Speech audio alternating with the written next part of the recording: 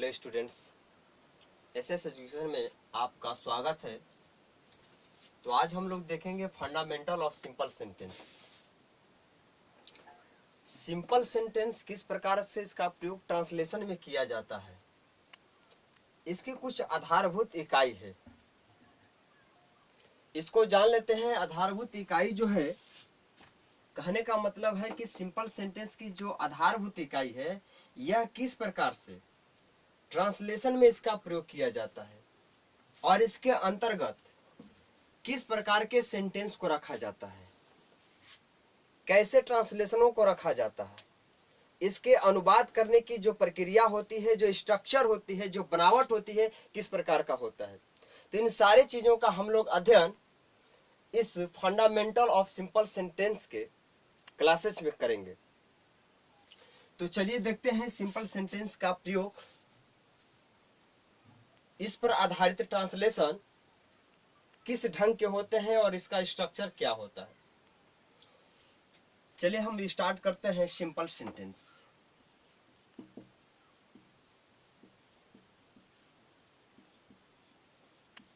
Simple sentence जिसको आप हिंदी में कह सकते हैं सरल वाक्य, इसका हिंदी होता है सरल वाक्य। सिंपल सेंटेंस जो होता है, इसके अंतर्गत दो टाइप्स होते हैं। इसके अंतर्गत दो टाइप्स होते हैं। नंबर 1,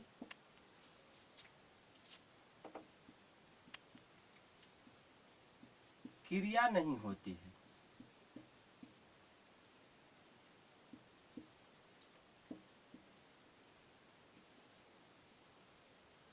सब्जेक्ट होता है लेकिन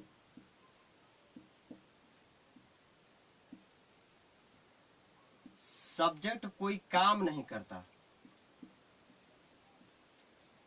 कोई काम नहीं करता है। एग्जाम्पल में देखें,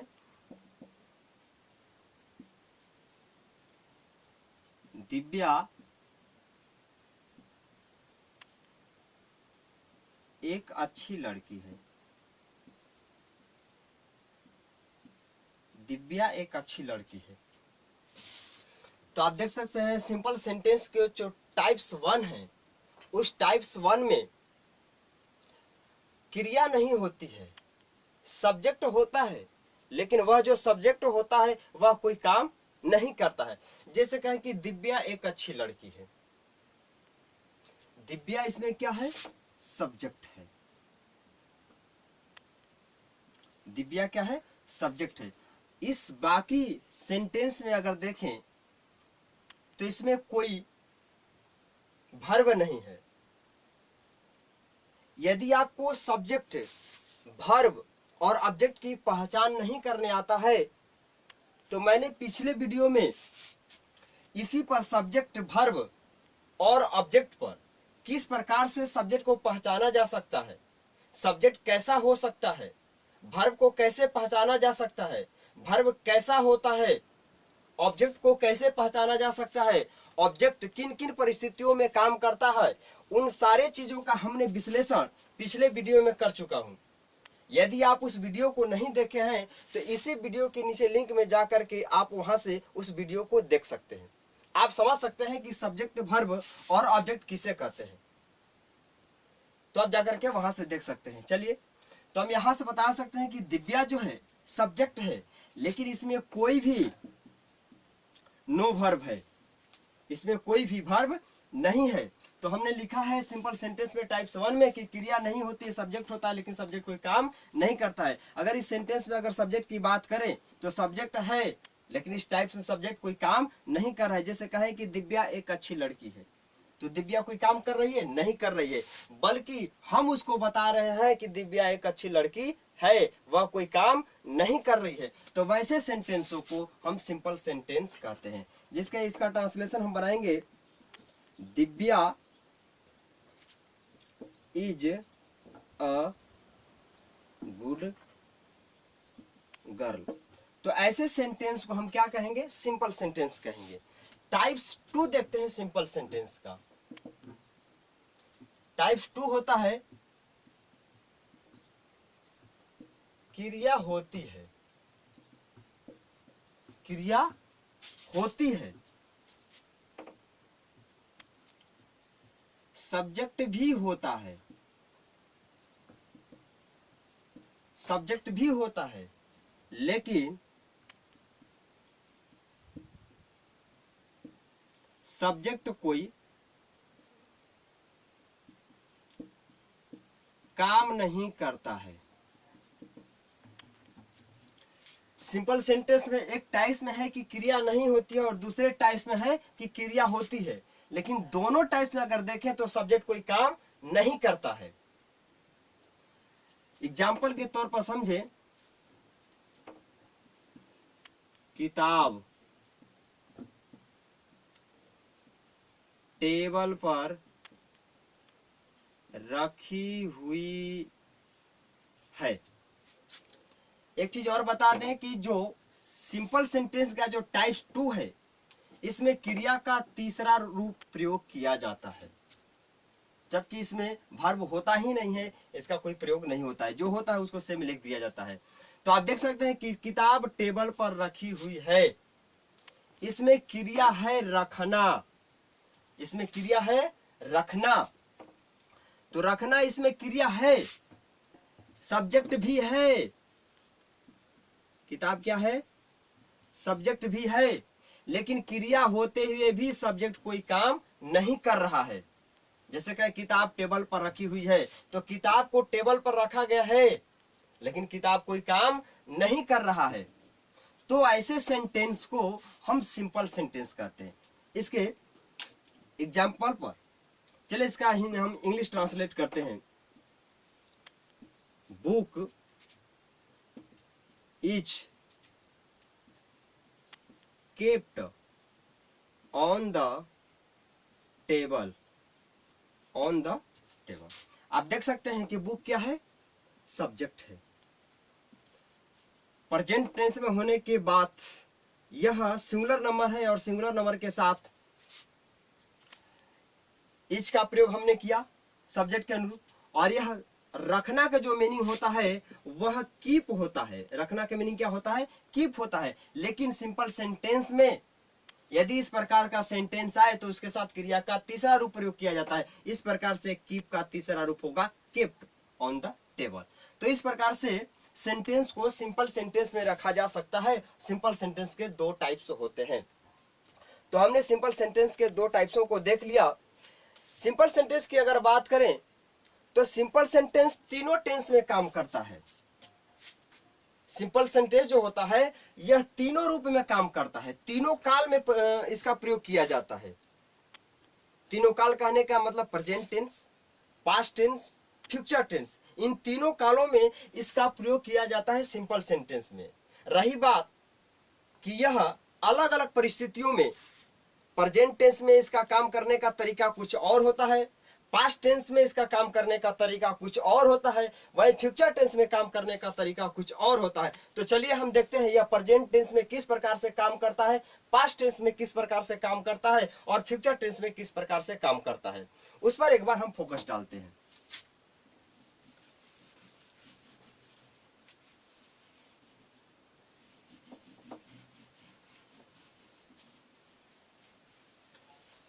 चलिए देखते हैं। यह सिंपल सेंटेंस जो है तीनों टेंस में काम करता है।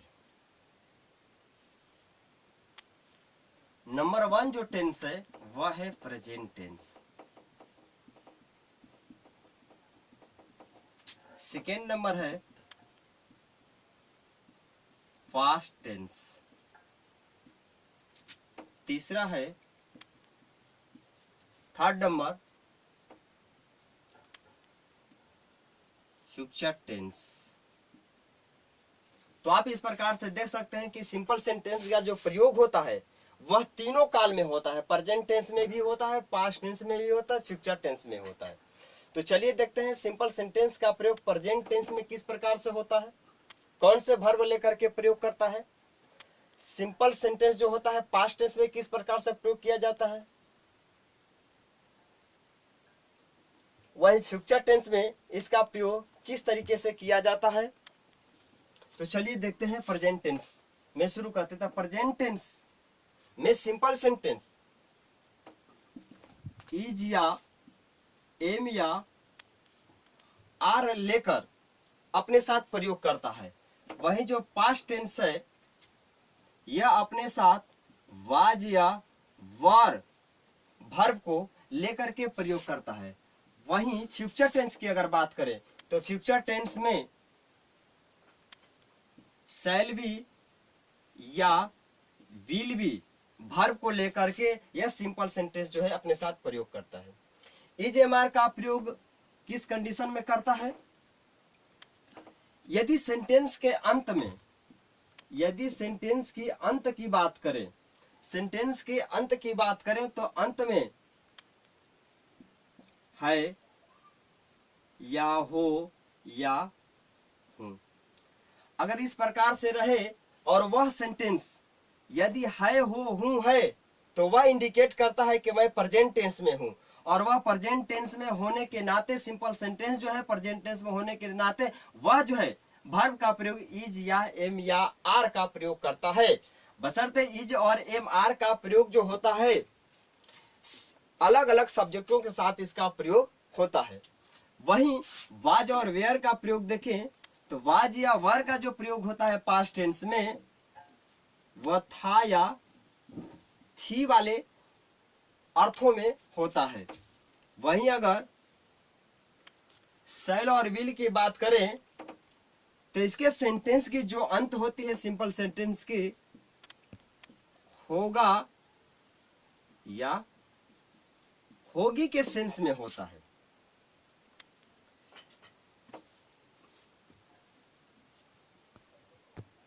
थोड़ा इसके नोट्स के बारे में जान लेते हैं। एक नोट है, यहाँ पे शैल बी और विल बी, यहाँ पर वाज या वर, यहाँ पे ईच एम या आर। कहाँ ईच का प्रयोग होगा, कहाँ एम का प्रयोग होगा, कहाँ आर का प्रयोग होगा। वहीं पास्ट टेंस में कहाँ वाज का प्रयोग होगा, कहाँ वेयर का प्रयोग होगा। वहीं फ्यूचर टेंस में कहाँ शैल का प्रयोग होगा, कहाँ विल का प्रयोग होगा। तो चलिए हम देख लेते हैं पहले प्रेजेंट टेंस में कि किन किन परिस्थिति में इज या एम या आर का प्रयोग होता है, वाज या वेयर का प्रयोग होता है, शैल बी या विल बी का प्रयोग होता है। तो उससे पहले हम इसके पर्सन को जान लेते हैं कि सिंपल सेंटेंस जो है यह किस पर्सन पर कैसे काम करता है और इनके कौन कौन से पर्सन होते हैं। थोड़ा सा उसके पर्सन पर हम ध्यान दे देते हैं कि सिंपल सेंटेंस के जो पर्सन होते हैं वह कितने होते हैं और कौन कौन होते हैं। तो सिंपल सेंटेंस के अगर पर्सन की बात करें, अगर पर्सन्स की बात करें तो इसके 3 पर्सन्स होते हैं। सिंपल सेंटेंस के 3 पर्सन होते हैं। फर्स्ट पर्सन, सेकेंड पर्सन और लास्ट है थर्ड पर्सन। चलिए तो इसके अंतर्गत हम देखते हैं कि फर्स्ट पर्सन में किसको रखा जाता है, सेकेंड पर्सन में किसको रखा जाता है और थर्ड पर्सन में किसको रखा जाता है। तो फर्स्ट पर्सन में आई या वी को हम कहते हैं फर्स्ट पर्सन। वही अगर सेकेंड पर्सन की बात करें तो सेकेंड पर्सन में यू को रखा जाता है।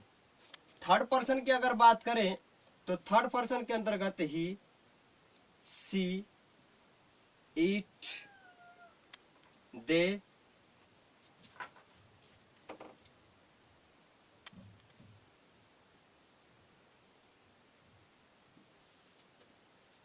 ब्रदर्स, etc ये पर्सन है।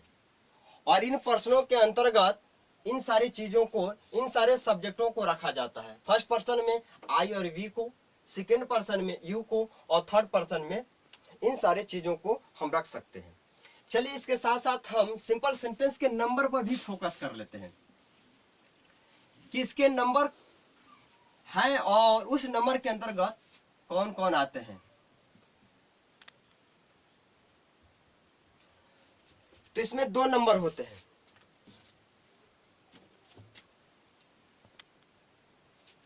चलिए तो इसके नंबर की बात कर लें।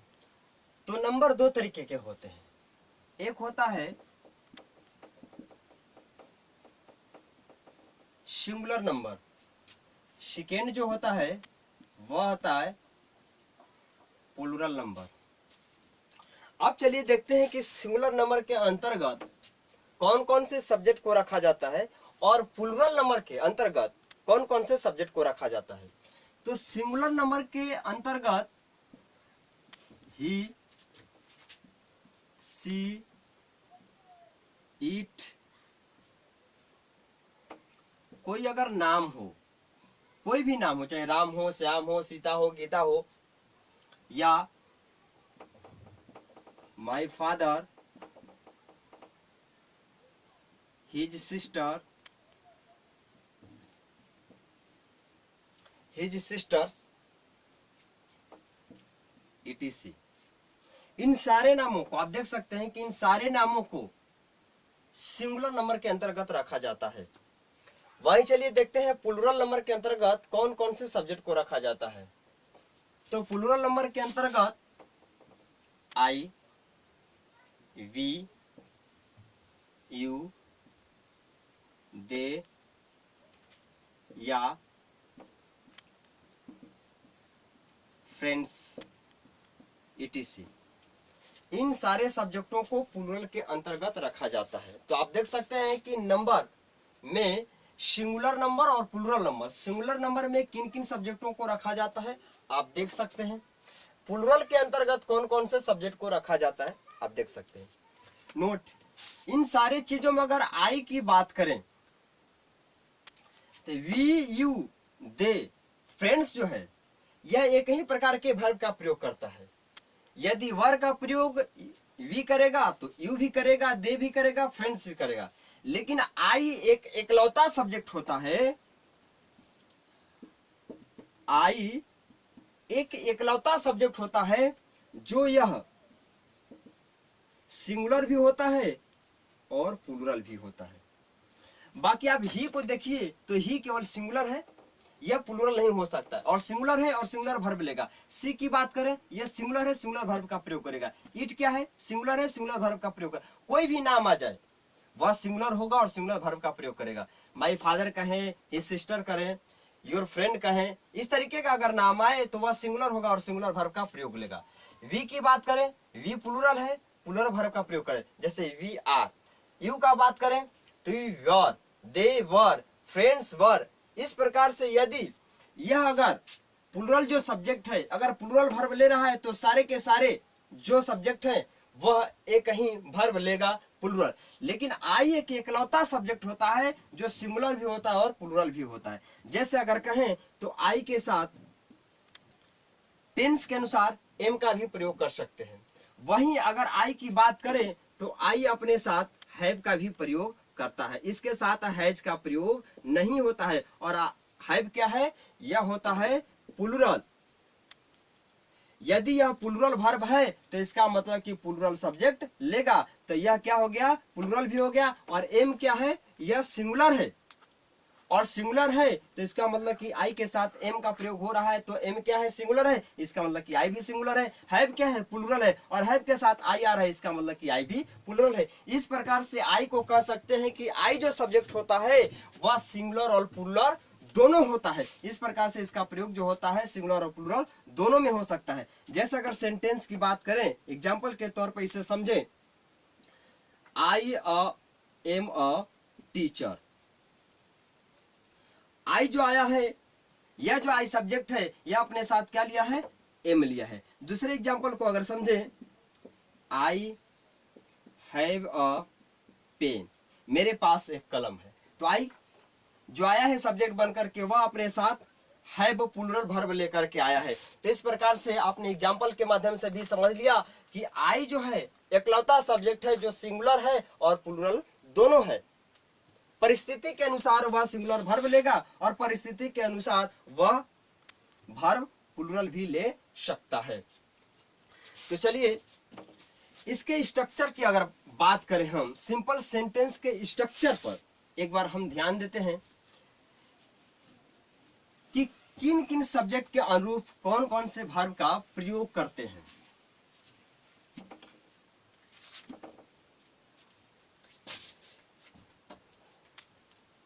चलिए देखते हैं तब कि सिंपल सेंटेंस जो है, जितने इसके वर्ब हैं उनका प्रयोग किस परिस्थिति में और किन सब्जेक्ट के साथ होता है।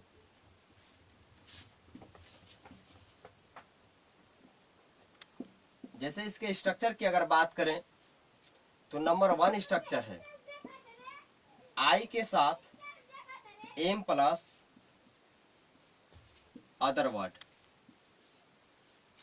आप देख सकते हैं कि आई जो सब्जेक्ट है वह हमेशा अपने साथ एम का प्रयोग करता है, आई के साथ इज का प्रयोग नहीं होता है। यह प्रेजेंट टेंस में है, प्रेजेंट टेंस में। वहीं अगर फ्यूचर टेंस में बात करें तो यह अपने साथ शैल बी का प्रयोग करेगा। वहीं पास्ट टेंस की अगर बात करें तो वर्ब के रूप में यह वाज का प्रयोग करेगा। सेकेंड एग्जांपल देखें, इसका जो स्ट्रक्चर है, सेकेंड स्ट्रक्चर जो है ही या सी या इट या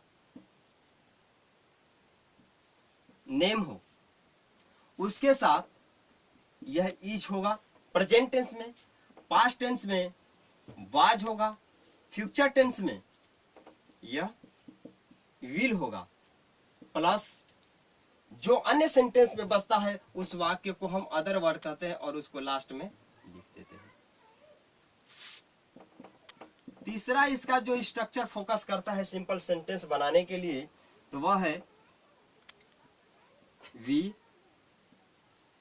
यू, दे,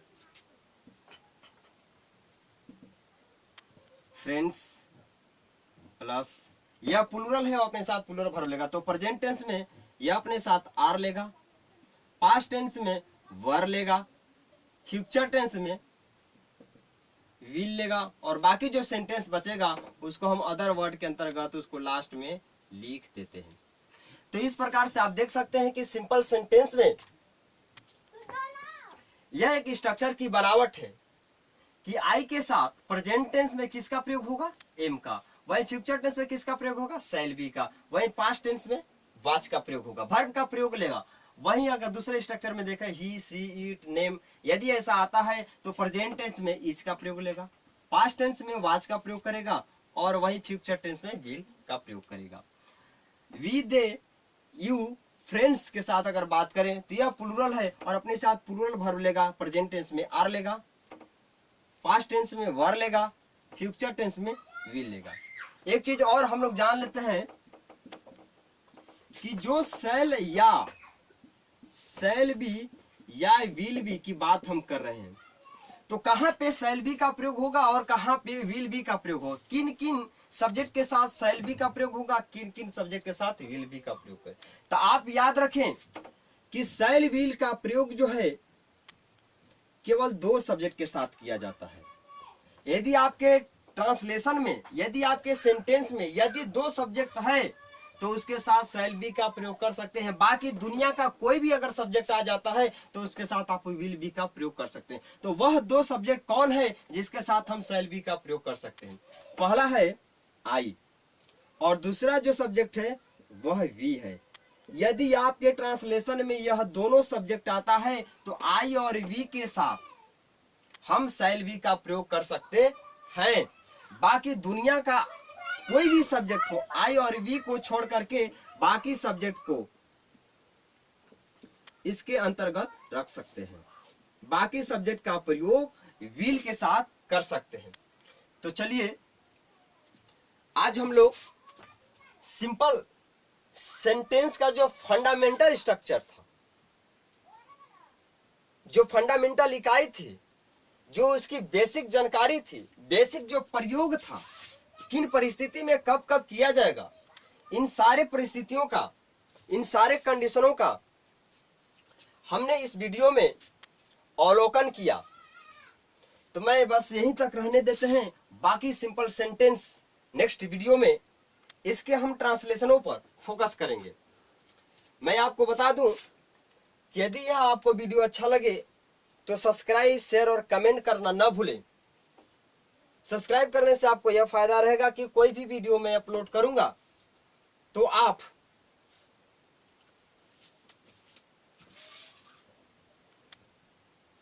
नोटिफिकेशन आपके पास पहुंच जाएगा। यदि आपको किसी प्रकार का डाउट हो, किसी भी टॉपिक पर आपको डाउट हो, तो हमें आप व्हाट्सएप भी कर सकते हैं। मेरा व्हाट्सएप है 8521337257। किसी प्रकार के आप डाउट्स को क्लियर कर सकते हैं हमारे यह व्हाट्सएप नंबर से जुड़ करके। तो चलिए मैं इस क्लास को बस यहीं तक रहने देता हूं।